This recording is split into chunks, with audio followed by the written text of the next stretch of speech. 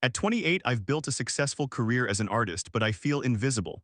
My ex said, I'm just not attracted to you anymore, and it sent me spiraling. Now I'm lonely, working too hard, and wondering if I'll ever find love again. Can I break these walls down? This is going to be extremely long. I do not expect anyone to actually read this, and I know it will probably receive zero replies, but this seems to be the right place to get things off your chest. And I have nobody I can talk to about this type of stuff, so here I am. I am mostly writing to collect my own thoughts on everything and perhaps start to move past it, but if anyone has any helpful advice or insight, then that would be great. I miss my old life and dislike the person I have become and the current reality of my daily existence. For background, I am a 28-year-old male, self-employed, doing something creative that I am passionate about and reasonably successful at, and I have my own place and my own car. I have an amazing family, a couple of great friends, and I have experienced romantic love many times in the past, even though I have not had it for quite a while now. I realize I have so much to be grateful for in my life, and my intention is not to come here and complain, as I know many people have it far worse than I do. However, the reality is that I have not been truly happy for quite some time, and I do not know how to go about becoming happy again. I live alone and have very little physical contact with others due to working from home. I will not specify what I do because it might reveal too much of my identity, but let us just say I am an artist of sorts and a musician. I am fortunate enough to engage in something I love for a living, to be my own boss, to create my own schedule, and to work from the comfort of my home. I have received a lot of creative validation from my career. Famous individuals follow me and commission work. My favorite musicians are fans of mine. I have gained a considerable following on social media, etc. So you are probably wondering, what is the problem? I am incredibly lonely and feel invisible to almost everyone around me. Sure, I receive validation on the internet, but it does not feel real. It also feels rather shallow, as all these people love my work, but not necessarily me, and I feel like if I were to disappear, hardly anyone would actually notice or care. Part of it, well, probably most of it, is certainly my own doing, as I have learned to build up walls due to some past trauma that I will discuss shortly, and I know I do not really let people in out of fear of rejection or getting hurt. The issue is this seems to just be how I am now, and I have no idea how to change my circumstances, nor do I really even see a way out of them. I have not been in a serious relationship since 2019. My ex and I got together at 17 and 19 years old, and we were head over heels for each other, and moved in together out of necessity far too quickly after only a few months of dating. Long story. We were together for 3 years, and I was so convinced this was my person. Every other girl became invisible to me, and I felt fortunate to have someone who seemed to love me so purely and deeply.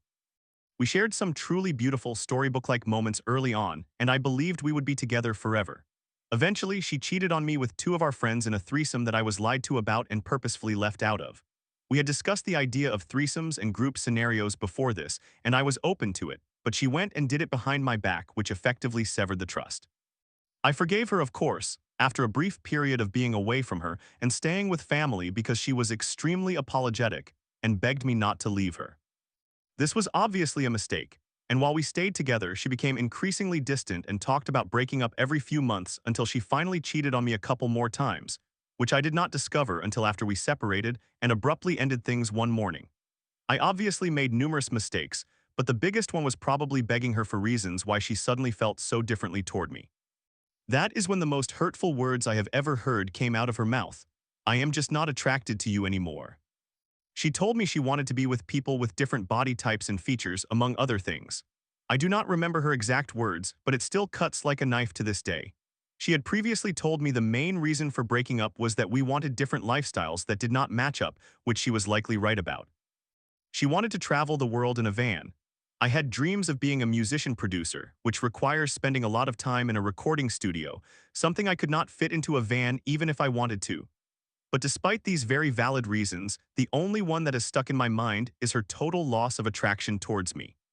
The most beautiful, amazing, smart, cool, talented, and kind person I thought I knew suddenly considered me basically unattractive and not at all what she wanted. Within a week, she had a new boyfriend whom she swore she was not dating, and he was like the physical opposite of me. Tall, tan, in great shape, rode a motorcycle, and worked out regularly. What made this worse is that she insisted on still talking to me all the time and said she wanted to remain friends. So I had to hear all about the new guys she was seeing, how happy she was living alone, etc. confusingly. She would also express how sad she was about how things turned out between us.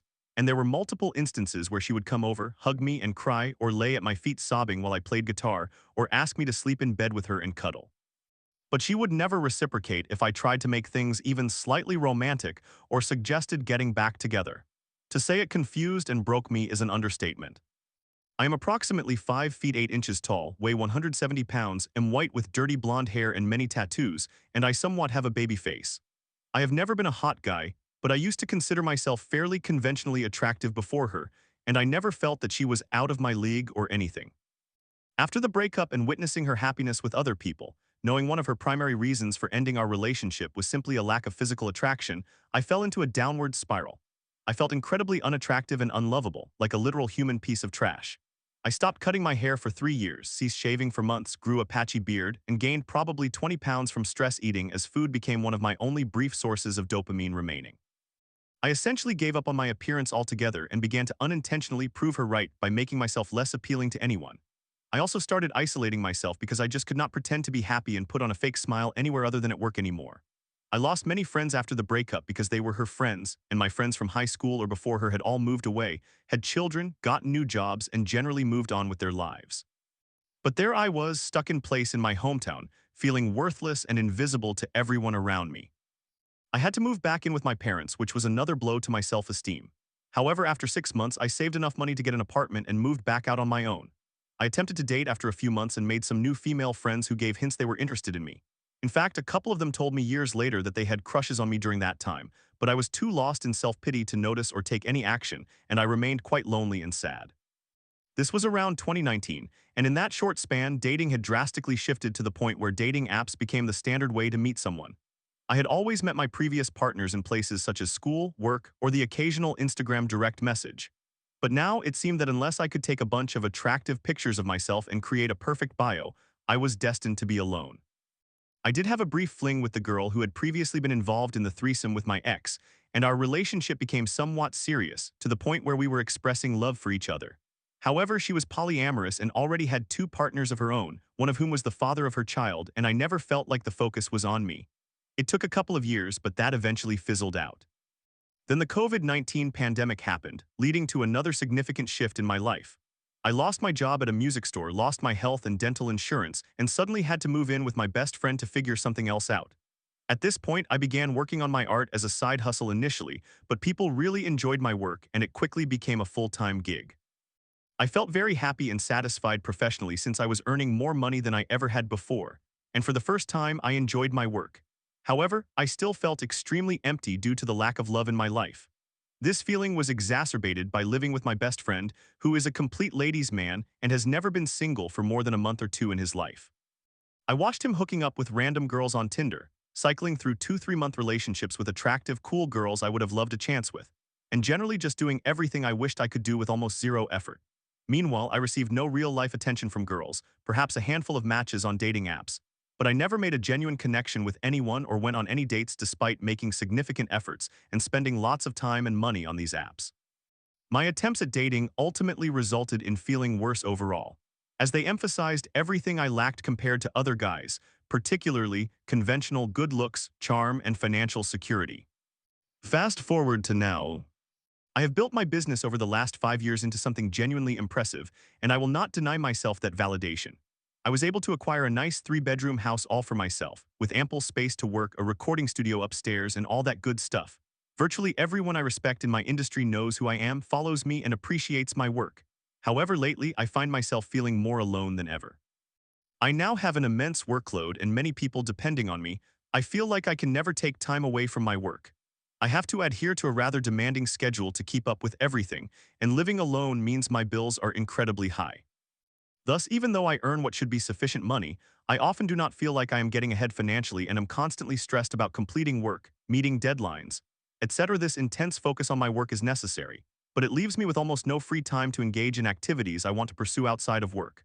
I have no time to date, no energy to waste on dating apps, and no time to socialize and possibly meet friends or partners the traditional way. I just feel stuck in my house, surrounded by music and art that I love without anyone to share it with. Moreover, nobody even seems remotely interested. I have developed a few crushes on friends I have made in the industry, but every time those feelings have not been reciprocated and they believed we were better off as friends. I constantly feel invisible and unattractive. When I go out, nobody flirts with me or shows any interest. I am naturally a pretty shy, reserved person and do not wish to make anyone uncomfortable, so I almost never initiate conversation without someone hinting they might be interested. It just seems that there is no way out of this situation. I feel as though no one will ever look beneath the surface to see that there is actually a pretty cool, good-hearted person underneath my quiet, reserved, and average at best exterior. I believe all anyone sees in me is just an unattractive average man who can be a good friend but little else. I feel like I will never find romantic love again. As a result, I have essentially given up on the idea of love. It just does not feel like something that is meant for me in this current version of myself at least. Most days, I feel at peace with this reality and focus on my work or engage in activities that bring me joy, such as watching movies, reading books, creating art, and listening to music. Today is not one of those days. I am not entirely sure why I just typed my whole life story here for strangers to read. I do not expect anyone to be able to help me with this situation. I am aware it is nobody's fault but my own and that the only person who can correct it is me. Nevertheless, I feel like I have virtually no time to do the necessary things to find love. I do not drink except for socially on very rare occasions, and I abhor spending time at bars surrounded by intoxicated individuals trying to present themselves as the coolest person in the room. I also do not want to date someone who wants to frequent bars multiple nights a week. Therefore, it seems that probably the most common place people go to find love, besides the internet, is off-limits for me. I know there are other venues to meet people, but in today's world, everyone appears so wary of strangers, especially males, that I feel like any attempt at engaging with them would be seen as an unwelcome intrusion. Essentially, I am just incredibly lonely and have no idea how to resolve that. I feel destined to be alone forever. I believe I missed my opportunity for love long ago, and now I feel so pathetic that people can just sense it and want nothing to do with me. Painfully, I sometimes feel that I would spare myself a lot of hurt if I were no longer here to witness how much lonelier I will become. However, I do not genuinely wish to die.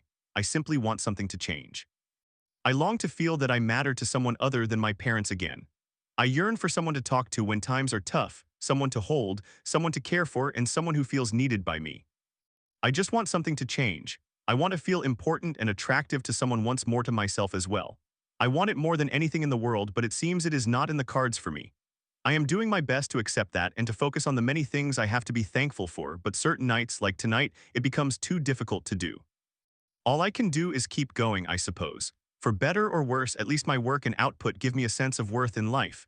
Perhaps that will one day lead to a woman being interested in me again. Only time will tell. If you read all this, you deserve a medal, and I hope your pillow is cool at night. Story 2. I planned the perfect Valentine's surprise, but my girlfriend turned it into a nightmare. Can I take my boobs out to catch my vomit? She asked, moments before pissing herself. Ultimately, all I got was a vape and a breakup text asking if I could log out of her Netflix. What a disaster.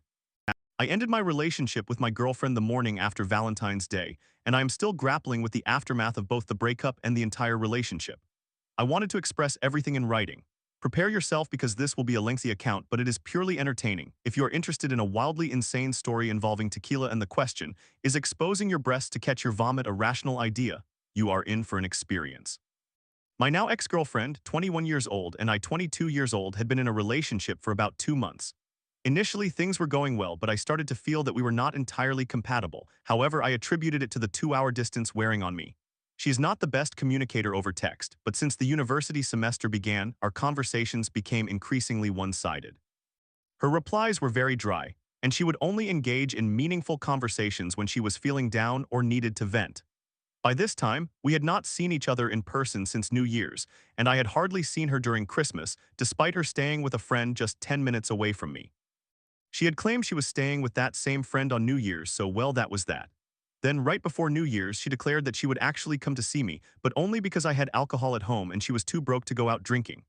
I informed her that my flatmates and I planned to go clubbing, but she said, "Oh, that's fine, you can just leave me at your flat and I will drink and watch television alone." I had only known her for a couple of months at that point, and she had only visited my flat once before. This would be her first time meeting 2 out of 3 of my flatmates. Like what? You want to show up to a strange flat and sit there drinking their alcohol by yourself while they go out? I offered to stay at home with her. However, one of my flatmates ended up getting sick, so I gave her ticket to my girlfriend.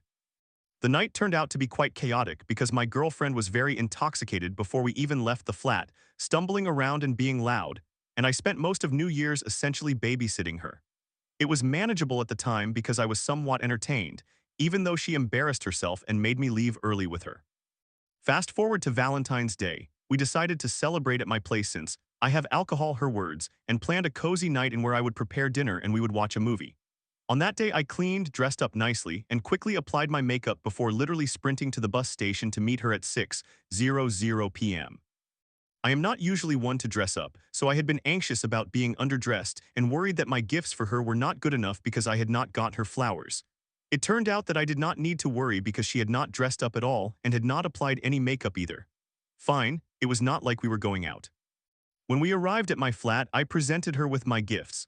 A chocolate rose, a heart-shaped lollipop, and a box of chai because she had been craving it and had called me in tears a few days prior because she could not get some for herself. She cried when I handed them to her and apologized profusely for not having time to get me anything. While I understood that she was busy and broke, a few minutes later she asked if I had a vape. As far as I know, she did not vape and I occasionally did. I told her no. She then decided that she would go buy one. Because it is Valentine's Day, so why not? How incredibly romantic. I mentioned that they had a 2 for 10 deal and she said she would get 2 while asking what flavor I wanted. I replied, pineapple ice. I jokingly remarked that this was a comical Valentine's gift, but I would accept it. However, she returned with her favorite flavor and said, I just couldn't bring myself to buy the pineapple one. I do not like that flavor, so she chose a random one she liked instead. Then she asked, which one do I want to start with? Not me. Which one she wanted to start with, it was not even a gift for me. I was merely allowed to take a puff of it, I suppose. Whatever, it was around 7:00 p.m., so I began cooking dinner, and she announced her intention to get quite drunk that night because she wanted to have fun. A bit strange for Valentine's Day, but I thought it would be alright. I would likely have some funny videos to laugh at later. I decided to put on a show I had been curious to see her reactions to, so she sat on the couch watching that while I cooked and mixed her drinks. Her drink of choice was tequila, and I had about half a bottle, approximately 250 milliliters, so I mixed it with orange juice. Then she mentioned she wanted to do a few shots to get herself started. By 9:00 p.m., the lasagna I prepared was ready to serve when my flatmate and her boyfriend returned home from their date. They came in to say hello and asked how our evening was going, and my girlfriend began fussing over my flatmate's dress. She was already loud, but she kept screaming and then suddenly catching herself and apologizing for being so loud. I stood by the counter, filled with second-hand embarrassment, realizing that this girl was drunk, and I had not noticed until that moment because she had been quiet beforehand. My flatmates left after a few minutes and I thought, this is fine. The food is ready to go. I will just use the restroom, serve it, and she will sober up. We will watch the movie and everything will be fine. I informed her that she was cut off from drinking until after dinner. There was a brief delay while I had to negotiate with her regarding the vapes as if I were dealing with a dog in possession of a ball, because too much nicotine made her nauseous, and she had been puffing away like a steam engine up to this point. I pocketed them and left for all of 5 minutes. When I returned to her on the couch, I noticed there was essentially no tequila left in the bottle. I asked whether she had finished it. She claimed she had not. When I held up the nearly empty bottle, she noticed there was a small amount left in it and said, see, it isn't empty. Can I have that last bit? I beg your pardon, considering she had only consumed some of my chips in the preceding 2 hours and had just downed 10 shots of tequila, absolutely not. There was no way she could have the last of it. Surely she must be joking. Now irritated, I was serving the food when I glanced back at her and she was suddenly topless. Breasts exposed in the middle of my living room while my flatmate and her boyfriend were present. What the hell? I shoved her shirt back down only for her to pull down the collar and expose her breasts once more. Why? Because she was about to be sick and last time she threw up, her shirt became soiled, so she believed her breasts would catch it. Do you know what else could catch it? The toilet bowl. Get into the bathroom right now. As I fixed her clothing and dragged her toward the toilet, she asked me, can I take them out when I am in the bathroom? You know what? Fine, of course, just move. She stumbled into the bathroom, attempted to turn on the faucet to wash her hands, but then went on to send our toothbrush holder tumbling into the bathtub. Still, she insisted on returning everything to its proper place before she would lean over the toilet. I stepped outside and sent a message to the group chat because I was infuriated at this point, and she emerged a few minutes later. I did not hear any vomiting, but she claimed she was sick a little, so I hoped we were fine. I got her some water and her plate, but I had to retrieve it a moment later because she needed to throw up again. This time, I did hear her retching and prayed that she would be okay so we could resume our night. We got comfortable, turned on the movie, and she had a bit of lasagna, claiming it was very good. However, within a minute she started staring blankly at the television with her jaw slack. I paused the film. She needed to vomit again. At this point, she dashed toward the bathroom, and I believed that an exorcism would have been less violent than what she went through at that moment. I had always said that tequila tasted like drain cleaner. I did not expect her to put that to the test. Her vomiting was so loud that my flatmate heard it, most likely my upstairs neighbor too. She even got a bit on the collar of her t-shirt because she forgot her tactical cleavage this time. She then stood, pulled down her pants, sat on the toilet, looked me straight in the eyes and said, "I think it may be time for me to go to bed." It was 10:15 p.m. Our dinner was growing cold and had barely been touched. She stood up, pulled up her leggings, knocking a few things over in the process, and then said, "I guess this demonstrates what state I am in. My leggings are wet." I assumed she just soaked herself while washing her hands. She told me no. She was so sick that she urinated on herself. She threw up so hard she urinated on herself. She took off her leggings while I fetched a bag for them, and I asked if she wanted to eat or lie down. She opted to lie down and promptly curled up and passed out in my bed. It was 10:30 p.m. I microwaved my lasagna, sat on the couch while still in my nice clothes with my makeup intact, and wondered how I ended up in this situation and what I was supposed to do with the remainder of my evening. I FaceTimed a friend and recounted my night. They asked if I was certain I was not dating a man and wondered, who acts like this? I messaged my other flatmate asking if she was coming home that night and if I could sleep in her bed since my girlfriend was currently snoring in mine in her urine-soaked underwear. She returned around 1:00 a.m. and found me still on the couch. This flatmate is my best friend, my ride or die, but sharing her bed is simply not something I would ever do. However, she saw my distressed state and offered to make up the bed for both of us. I put the remaining lasagna and my girlfriend's plate in the fridge. The following morning, I had made my decision. Any one of the events from the previous night might have been manageable, but altogether, that was the last straw. A pattern of problematic behavior was developing, and I did not agree to take care of a drunken individual. I texted her to inform her that I was sleeping in my flatmate's room. In the morning, I received a text back. "I am really sorry for the tequila. Not for ruining Valentine's Day, not for showing up empty-handed, not for disrespecting me, just sorry for the tequila." She had not even woken up with a hangover. She did not learn her lesson either. Later, she mentioned that she fully intended to get blackout drunk again later that day. I suspect this statement was half true and half guilt tripped. She inquired whether we were going to break up over this, so I decided to do it right then. She began with, "Are your flatmates upset with me?" I replied yes, they were angry on my behalf. She started crying, stating that she could never come back, that she needed to leave, and began hyperventilating, stopping only when I attempted to comfort her. That was what struck me. The whole time, she was not upset about what she had done to me, she was upset about embarrassing herself. She was sorry about the tequila. She began sobbing and begging for another chance, and had the audacity to claim we had a miscommunication regarding our expectations for the night. What? Because I desired an enjoyable meal and a movie with my girlfriend, while she wanted to decorate my toilet with vomit and my sheets with urine. There was also a significant difference between getting slightly drunk and having a good time and becoming blackout drunk, which she treated as a minor mistake. She stated verbatim that she was seeking oblivion, yet in the same breath tried to convince me that she was mentally stable, doing well, and not engaging in self-destructive behavior. She proclaimed her love for me. It had barely been 2 months, that I was the best thing that had ever happened to her, promising she would do anything, stop vaping, stop drinking, anything I wanted. Except I did not want her to do those things for me. I wanted her to do it for her own improvement. I heated up her leftover lasagna from the night before and made her eat it for breakfast before I sent her home. She turned to me and asked where the vapes were. I lied and said they were dead. She laughed and called my bluff, prompting me to say they had been confiscated. She inquired who had confiscated them, looking like she intended to hunt down my flatmates to demand them back, and I responded it was me. They were my Valentine's gift. She swiftly fell silent. She got ready and I walked her to the bus station. We were literally at the station, her bus was already there, and she asked, "Do you think I have time to buy a vape?" I replied, "Absolutely not," sent her on her way and headed home. When I arrived, my flatmates had brought me my favorite crisps and chocolate to cheer me up.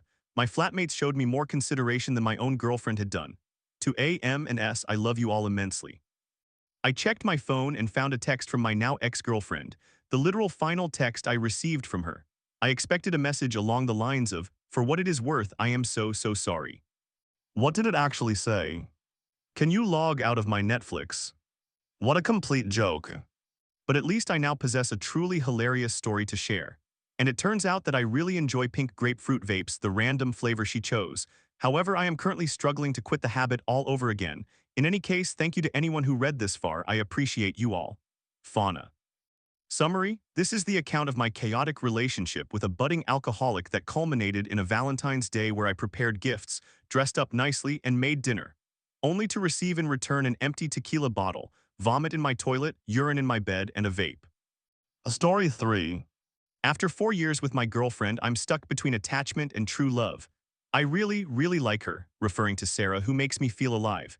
But when I look at my girlfriend, I wonder, is this just monotony? Now I'm scared of losing them both. I have been with my girlfriend for almost 4.5 years. We met online in a game through mutual friends. At that time, she was living in another country with her parents, even though she is originally from the same country as I am. Due to financial reasons, she moved abroad and lived there for 10 years. I consider myself an open person when I feel comfortable around others, and I believe that is exactly what made me stand out that night, which led her to initiate a conversation with me. That is how we began to communicate. At first glance, I was not particularly physically attracted to her, even though she is a beautiful girl. We did not share the same interests, and we did not seem to have much in common, quite the opposite, actually. Still, I had never been in a serious relationship until that point, and I felt the need for someone close, someone I could converse with. She just happened to be that person. Even though we were so different, we continued talking, perhaps because I have this ability to adapt to the vibe and personality of the person I am engaging with. That helped me remain involved in our discussions, even when we did not have shared passions or topics. We continued talking, and eventually we began a long-distance relationship that lasted for a short time. She was in university, repeating a year for the second time, and was in a difficult and uncertain place regarding her future. She mentioned that she had considered returning to her home country to study but had not made a decision. In the end, she chose to come back, and I was one of the reasons that influenced her choice. To make a long story short, she moved back, we moved in together at her parents' apartment here, and we have been living together for 3.5 years. Now comes the challenging part. From the beginning, I felt that she was not exactly my type of woman, but I became attached to her, and I know I loved her, perhaps I still do. We have shared some very beautiful moments together, and the photos and videos we have bring me joy and gratitude for the time we spent together. Regarding the intimate aspect of the relationship, which is essential for me, I have always been the one to initiate everything. And when I say everything, I mean every aspect. In these 4 years, there was only one occasion when she took the lead, and that was when she had been drinking. Aside from that, without my first move, weeks could pass without any intimacy. Over time, I made small comments and gave her hints that it would seem normal for her to initiate as well, because the lack of interest made me feel undesirable. But nothing changed. Our sex life was infrequent, 1, 2, maybe 3 times a month, and I started to wonder if the issue was with me, even though whenever it happened, we both reached climax. At one point, we had a more serious argument over something trivial. After reconciling, I chose to express what had been bothering me for a long time. I asked if she was still sexually attracted to me, if she enjoyed our intimate moments, and if I was doing something wrong. I conveyed that her lack of initiative made me feel undesired. Over the years, I gained about 20 kilograms and wondered if that contributed to her disinterest. So I began going to the gym and lost weight from 90 kilograms to 70. Her response was that she was attracted to me, that nothing was wrong, and that she was just shy. She assured me she would try to change things, but that effort lasted only 2 weeks before everything returned to how it had been. I came to believe we simply had different libidos and that there had never been a real connection during sex. It felt as though it was merely happening to keep me satisfied, not due to mutual desire. It has been 8 months since that conversation, but doubts began long before. Around the 3-year mark of our relationship, I started asking myself if I could spend my entire life with her. The honest answer was, I do not know. The thought of breaking up crossed my mind multiple times. I even caught myself looking at other women with a much stronger desire than I felt for her. As time passed, I found that I no longer considered her physically attractive. There were instances of intimacy where I could not reach climax. Embarrassing or not, I had to think about someone else to keep going. The sex felt lackluster, perhaps because I did all the work or because I no longer felt any desire. I know I have lost sexual interest because it has already been 2 months since our last moment of closeness, and I feel absolutely nothing, no desire. On another note, I continued going to the gym, and 2 months ago, a girl there, let's refer to her as Sarah, whom I had noticed before, asked for my Instagram account. Being in that kind of situation for the first time, I gave it to her. I did not mention that I had a girlfriend, although it was evident from my profile. That is how it all began. To be clear, I never concealed anything from my girlfriend, nor did I cheat. I even informed her about what happened, and we shared a laugh over it. Nevertheless, at the gym, Sarah and I continued to have occasional small conversations. I noticed we had a great deal in common: music, games, biking, gym, hiking, anime, movies, and, most importantly, a shared love for cats. These were things I never got to share with my girlfriend, who does not even wish to consider having a cat in the house. Sarah has a challenging past, but she is very mature, independent, humble, non-materialistic, and has a similar sense of humor to mine. For the first time in my relationship and my life, I began messaging someone online, reacting to stories, replying, and starting conversations. However, all the conversations were initiated by me. I did not understand what was wrong with me, but I sensed I was doing something inappropriate. I threw in a few flirty comments, and even though she did not reciprocate, she told me it was not appropriate and that I should focus on my relationship. That is how I ended up telling her about my situation. Surprisingly, she had undergone something similar, except in her case, her ex-boyfriend did not give her attention or love at all. In my relationship, we have always been attentive and present for each other. Sarah suggested it would be better to stop communicating until I figured things out, but I told her I did not want to be cousin, brace yourself. I really, really like her, and I want to make her happy and provide her with all the love and attention she has never received. I know how this sounds, but what I felt was beyond my control. Even though she insisted we should only be friends and mentioned she lost interest after discovering I had a girlfriend. She later confessed that she also has feelings for me but does not want to express them while I am still in a relationship. I honestly believe she is not the reason I began contemplating a breakup. That thought existed long before she appeared. I think she simply provided the clarity I needed. Perhaps it is not that I do not love my girlfriend but that I love her, albeit I am not in love with her. Despite this, I still do not know. I have imagined various scenarios. If she were to tell me that she loves me but that we are not suited for each other, would I feel relief or heartbreak? I tend to think it would be a relief, but I am not certain. If I could inform her that I want to break up and ensure she would not suffer at all, would it feel like a weight lifted off my shoulders, or would I regret it afterward? Likely the former. But I know I would still feel sadness and fear. So I still do not know. I do not even know if my actions and thoughts are driven by lust. And here I am, I do not know what to do. The notion that I could hurt my girlfriend gives me a lump in my throat. I care for her deeply. I want the best for her. I want to see her happy. Recently, I have found myself looking at pictures of her, and when I see her smile, I feel breathless. It fills me with both warmth and sadness. I feel like smiling and crying simultaneously. She does not deserve what is happening. I am afraid that I might make a mistake I will regret for the rest of my life. She has no idea that something is wrong from the outside, and from her perspective, our relationship seems perfect. Our parents like each other, we have mutual friends, and I know she loves me deeply. She demonstrates it every single day, but me, I do not know anymore. I have started involuntarily to feel irritated when she talks to me. We do not really have anything left to discuss, but I am scared. I do not know if it is merely monotony that will pass or if it is a clear indication that I should leave. The only thing I know is that I have feelings for the other girl too. How did I realize this? Recently, Sarah went abroad on an Erasmus exchange, and even though she told me nothing was happening there, when I saw a story she posted with one of the guys from her group, the one she mentioned she gets along well with, it felt like she was teasing me, perhaps trying to push me into making a decision more rapidly. I felt emptiness in my chest, fear of losing her, and even jealousy. She keeps telling me, and somewhat joking, that she is not obligated to wait for me and that she has plenty of options. And she is correct, she is not obligated to anything, nothing binds her to me, and that thought frightens me. Am I holding on out of love or out of fear? Story 4. My best friend mocked my breakup and left me feeling alone. Now I realize she's just another fake face in the crowd. They only dated for 1 month, it didn't even count, she laughed, while I struggled to connect in a group that never cared.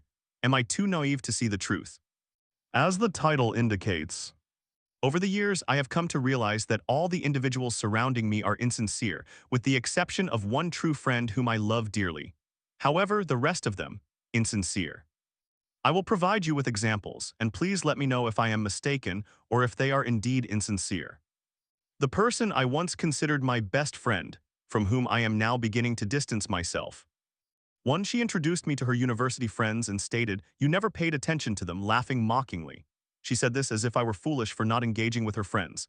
In reality, they never spoke to me, and I had to make all the effort to foster any kind of connection with them. She would invite me to gatherings with her friends, yet I had to initiate conversations every single time, as they would not even ask, "Hey, how are you?" They simply talked amongst themselves. Over time, I requested to be added to their WhatsApp group, which they did. However, I left when one of her friends derided me by using derogatory terms they mock in the group as a joke, though I did not appreciate it, so I exited the group. Not once have her friends contacted me individually on WhatsApp or reached out in any fashion. It feels as though they are scared of me. I made all of the effort, and I even spent money on their birthday gifts. I recall one time when we were having dinner together and one of her friends inquired about my ex-boyfriend. We had just broken up. I opened up because I wanted to share my experience and the events that transpired. It was chaotic. At one point in my recounting, I noticed a friend acting oddly and laughing. She was looking at this fake friend who was seated next to me. When I turned to look at her, she was whispering to another friend sitting across from her, saying, "They only dated for 1 month, it didn't even count, they weren't even a couple." She mocked me publicly, saying things that were untrue. I had to intervene and tell her, "Hey, we didn't just date for a month, you have that wrong." What saddens me is that she knows the entire story and is aware of how deeply I suffered during that time. 2. She spoke ill of one of her female friends included in this group I have been discussing. She would criticize her behind her back, then act all sweet to her face. At the friend's birthday celebration, she would embrace her as if nothing was amiss. I remember a moment when we were having lunch at a restaurant, and as we were about to leave, this female friend asked my friend if we could wait as she needed to be picked up. My friend responded, "No, we are leaving now," and we departed, leaving her behind. I refrained from saying anything because I did not want to intervene in their relationship, but I found that quite odd and unkind. 3. At a party, I started flirting with one of her friends from the aforementioned group. He was someone I found attractive, and I initiated flirting, which he reciprocated. My friend observed this and became very attached to him. Another friend commented, "What's going on with her? She has been glued to him ever since you two started flirting." I found that extremely irritating and chose not to address it. 4. We went to a club and were seated near a window, and it was very chilly, and I did not want to catch a cold. Despite wearing a large coat, I was still cold. I asked my friends if we could relocate to another area of the club. We did, and once people began dancing close together, I took off my coat. My friend then remarked, "Ah, she got warm, she is no longer cold, she is taking off her coat, she is warm now, ah," mocking me perhaps because she was comfortable sitting next to the window, I am not sure, but it felt strange and she would not stop talking. I was so uncomfortable I didn't know how to respond. The mocking continued for a while, leaving me unsure of how to interpret the situation. 5. Anything I share with her, she immediately relays to another best friend we have. It feels like they engage in gossip. This friend even sends me memes about her enjoyment of gossip regarding others. The T. 6. When the mother of a mutual friend passed away, she informed me and another friend about it, but she neglected to tell the friend she confides in frequently. The friend I mentioned earlier.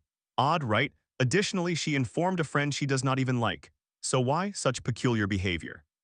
I did not attend the funeral because I do not appreciate funerals, and I have enough trauma in my life. She left me on read when I informed her I would not be going. 7. She has a tendency toward dark humor. For instance, when I told her I visited my grandmother, she jokingly said, "Haha, the only one you have left, right?" Later, when I posted a picture of my sunburn, she commented, "Melanoma girl." When I mentioned that I had a nodule on my right breast, she made a joke about cancer. Although I do not mind dark humor, it can be somewhat irritating. 8. At a birthday party, we were discussing a concert we attended together. When I mentioned that I barely saw the opening act because the performer was too short, my friend interjected with, "Haha, I was closer, hee hee," as if mocking me and suggesting that her proximity at the concert was superior to mine. She made this remark in front of everyone. 9. Most recently, when we visited a friend's house for dinner, I struck up a conversation with a friend and remarked, "I know you love wine. Didn't you consider visiting a vineyard at location? I do not like wine and would not even want to go there, but I know that might interest you." My fake friend felt the need to respond, saying, "Oh, I would obviously go there, I could accompany you." Referring to the friend I was speaking with, she suggested she would join her to try more wines. Once again, she directed her comments to this friend, making me feel belittled for not attending with her. I reiterated I would not go there because I dislike wine, so I would not spend money on it, but I know you would be interested. Yet my fake friend responded, "Oh, but I would obviously go with you and try some wines. I'm sure I can try one and see how it goes," always addressing that friend and not me. It seemed as though she needed to belittle me and make me feel foolish in the eyes of everyone for my decision not to go wine tasting. During dinner, she did not speak to me even once. She behaved strangely and did not act like herself. When a friend complimented my new phone case, she did not comment. She behaved peculiarly with a high-pitched voice while talking. It was utterly bizarre and I felt ignored. After dinner, when I returned home, she began texting me, acting friendly again. She behaved as if nothing had transpired. She sent me TikToks and Reels. It felt as though she was being insincere. 10. She takes an excessive amount of time to respond to my text messages. In the meantime, she sends me Reels and TikToks, but my texts are often left unanswered for a week or more. She has formed a new friend group and shares stories involving them. I feel a bit envious because she enjoys a plethora of female friendships, whereas I study computer science and struggle to make new friends. Additionally, her behavior seems disingenuous. How is it possible that she has so many friends? I recall a time when she would often leave me on read, responding only when it was convenient for her. I no longer feel like a priority, and it leaves me feeling depressed. Now I will address the rest of the friend group. 1. I have a friend within the group who rarely replies to messages or takes her time responding. On one occasion, she resent me a message that I had sent her. This implies that she intended to forward that message to someone else but mistakenly sent it to me. I have no idea who she intended to share it with. 2. Another friend behaves similarly. She does not respond to text messages. This particular friend absolutely never gets back to you. Years can go by without a reply. 3. A couple of years ago, these two friends organized a trip somewhere, but they did not even inform me. I found out accidentally. I am certain that more instances will resurface as I continue to remember them. However, I am feeling quite down because I simply do not feel as though I have real friends. I am holding on to them because they are all I have. I have this fake best friend graduation in a few days and I must attend. I am uncertain of how to feel or what to think. What are your thoughts?